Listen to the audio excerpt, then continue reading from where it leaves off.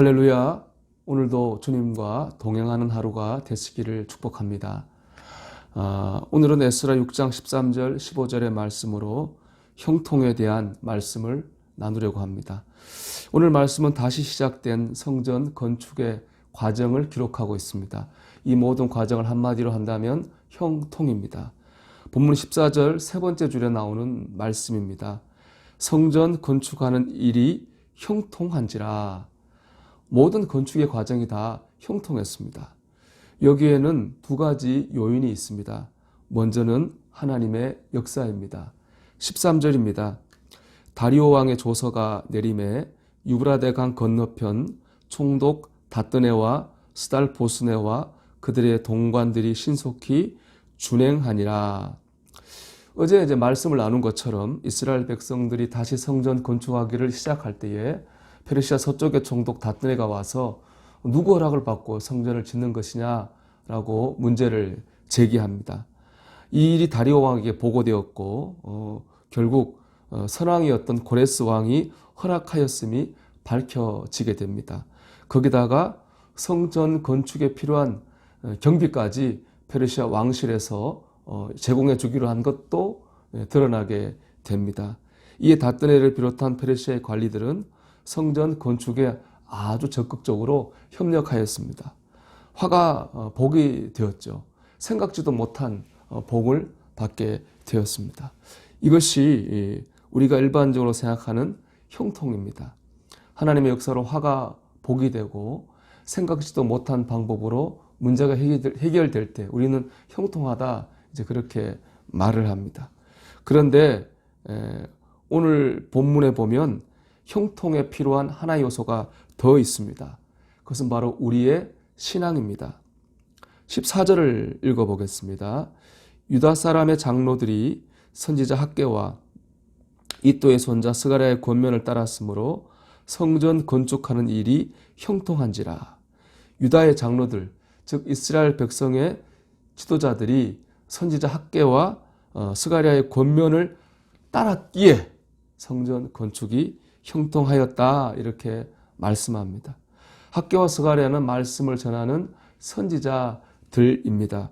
즉 이스라엘 백성의 지도자들이 선지자들이 전하는 말씀을 따랐기 때문에 형통했다는 것입니다.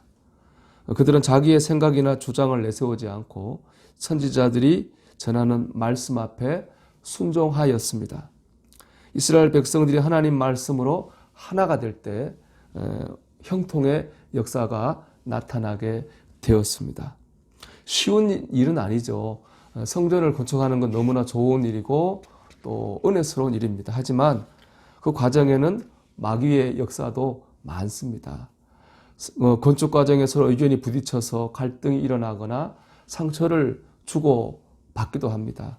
심한 경우에는 교회에 파가 갈리거나 교회를 떠나는 사람이 생기기도 합니다.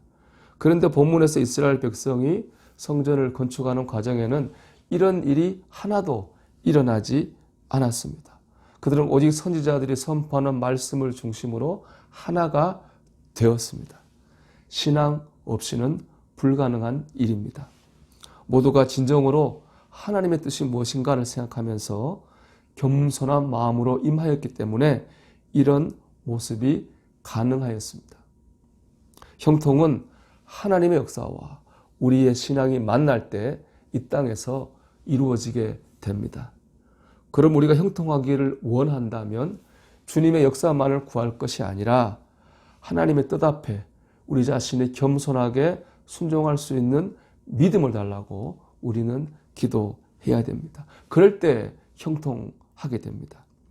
형통이란 말의 히브리어는 찰레아흐입니다. 이는 번성한이란 뜻으로 영어 성경으로 보면 번성한 혹은 성공적이란 말로 번역됩니다.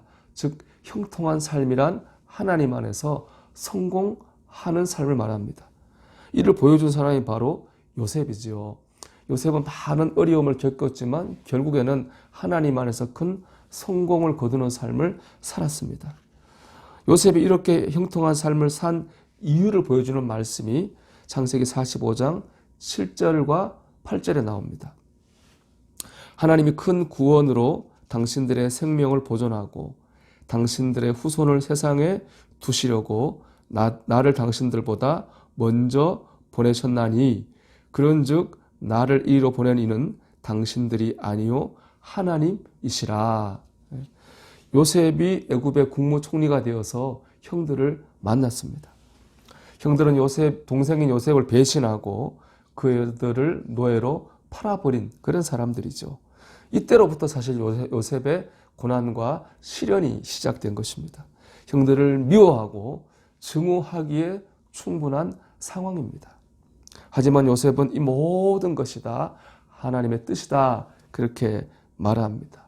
하나님의 뜻 안에서 고난과 시련의 시간도 미움과 증오의 마음도 다 녹여냈습니다.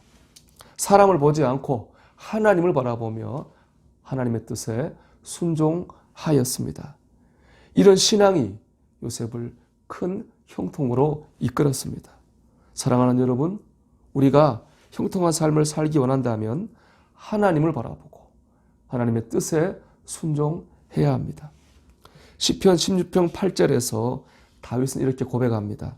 내가 여호와를 항상 내 앞에 모시며 그가 나의 오른쪽에 계심으로 내가 흔들리지 아니하리로다. 다윗은 항상 하나님을 자신의 앞에 모시고 살았습니다. 다윗의 위치는 당연히 하나님의 뒤였지요. 그는 하나님의 뜻을 따라갔습니다. 그럴 때에 흔들리지 않는 견고한 삶을 살 수 있었습니다. 사랑하는 여러분, 여러분의 경우에 하나님은 어디에 계십니까? 또 여러분의 지금 위치는 어디쯤에 있습니까? 모든 순간 하나님을 앞에 모시고 하나님의 뜻에 겸손하게 순종하며 나갈 때에 화가 복이 되고 우리가 생각하지 못한 방법으로 문제가 해결되는 형통의 복을 받게 될 줄로 믿습니다. 여러분, 오늘도 하나님의 은혜로 형통한 하루를 사시기를 주님의 이름으로 축원합니다.